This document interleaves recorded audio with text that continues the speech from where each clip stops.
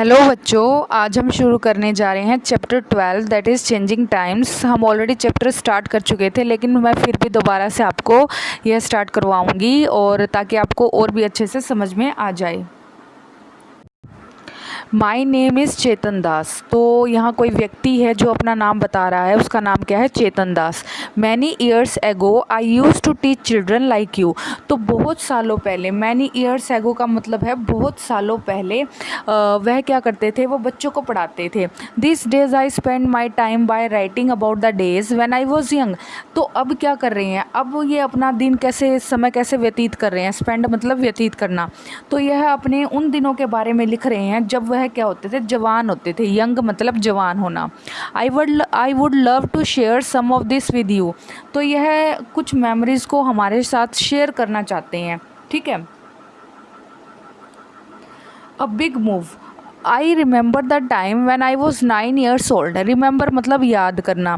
तो इन्हें उस समय, ये अपनी कहानी बता रहे हैं अब कि उस वह समय याद आ रहा है जब वह कितने साल के थे? 9 साल के थे।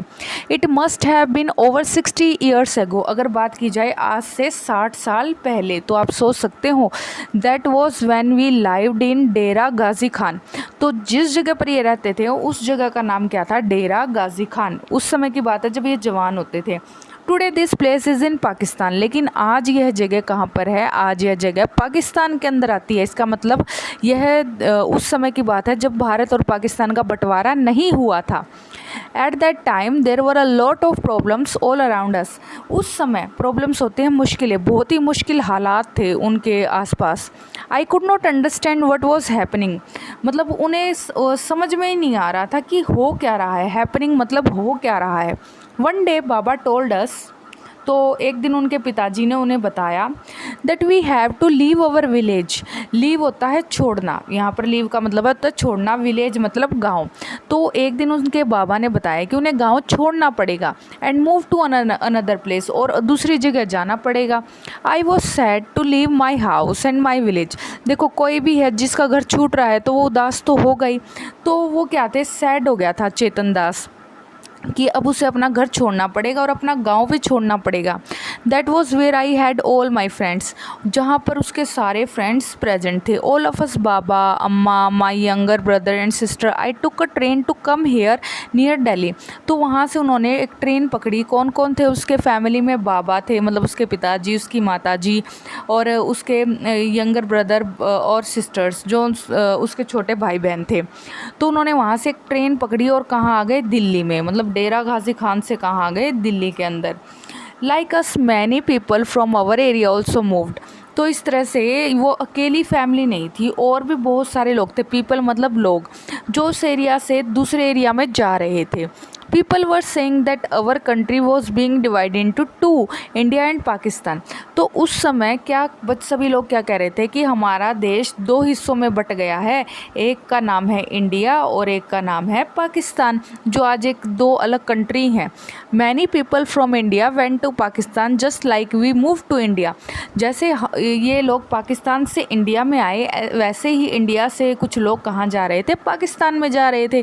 तो इस तरह से लोग आपस में अपना जो एरिया है वो बदल रहे थे। For some time we all stayed in camp. We lived in a big tents that were put up in a huge ground. तो बीच में वो कहाँ रहेंगे? बीच में रात भी तो होती है। तो जब वो जा रहे थे तो उन्होंने कैंप में शरण ली। स्टेड मतलब रहना। कैंप होते हैं जहाँ पर तंबू लगाए जाते हैं। We lived in big tents. तो वो तंबू, उन्हें तंबू प्रोवाइड किया गया, जहाँ पर जो तंबू बहुत ही खुले ग्राउंड में लगे हुए थे। ह्यूज मतलब बहुत बड़ा ग्राउंड। तो आप यहाँ पिक्चर्स में देख भी सकते हैं कैसे लोग अपना सामान बांधकर ट्रेन्स में जा रहे हैं। छोटे बड़े बूढ़े बच्चे सभी ट्रेन्स में देखो कैसे भरे हुए हैं। इवन ऊपर भी आप देख सकते हैं ट्रेन के कैसे लोग बैठे हैं। ऐसे हालात में देश का बंटवारा हो रहा था, तो आप सोच सकते हैं कैसी मुश्किल कंडीशन रही होगी। तो a new home. One day Baba told us that we had been given some land in Sohna village. तो उनको कुछ जगह दी गई, कहाँ पर? सोहना विलेज में। He said that we could build our house there. तो उन्होंने कहा कि हम वहाँ अपना घर बना सकते हैं। आई वॉज़ वेरी हैप्पी, मुझे बहुत खुशी हुई। Baba and Amma worked hard to make the house. जो उसके पिताजी थे और माताजी थी चेतन दास के, उन्होंने बहुत मेहनत की। वर्कड हार्ड मतलब बहुत ही मेहनत की अपना घर बनाने में। वे चिल्ड्रन ऑल्सो हेल्प, साथ में वो बच्चे भी मदद करते थे, जो उनके बच्चे जैसे चेतन दास और उसके भाई बहन। बाबा डग द सोयल, डग मतलब खोदना। बाबा क्या करते थे, मिट्टी खोदते थे। And we quickly filled the pan, pan मतलब कोई भी तसला वगैरह जिसमें वो मिट्टी डालते थे। पास दैम ऑन टू अम्मा, और वो मिट्टी डालकर कहाँ तक ले जाते थे, उनकी माता जी के पास। गुड़िया एंड अम्मा mixed husk in it. Husk होता है जो बचा खुचा प्लांट्स का जो वेस्ट होता है, बुरादा कह सकते हैं, वो उसमें मिक्स कर देते थे मिट्टी में। बाबा पुट अप द वॉल्स, और बाबा एक एक करके क्या दीवार बनाते जा रहे थे। वॉल मतलब दीवार। तो आप यहाँ देख भी सकते हैं डायग्राम में, एक डायग्राम यहाँ पर भी है कि देखो पहले तो मिट्टी खोदी जा रही है, बच्चे भी यहाँ पर हेल्प कर रहे हैं, सभी अपना मिलकर घर बना रहे हैं।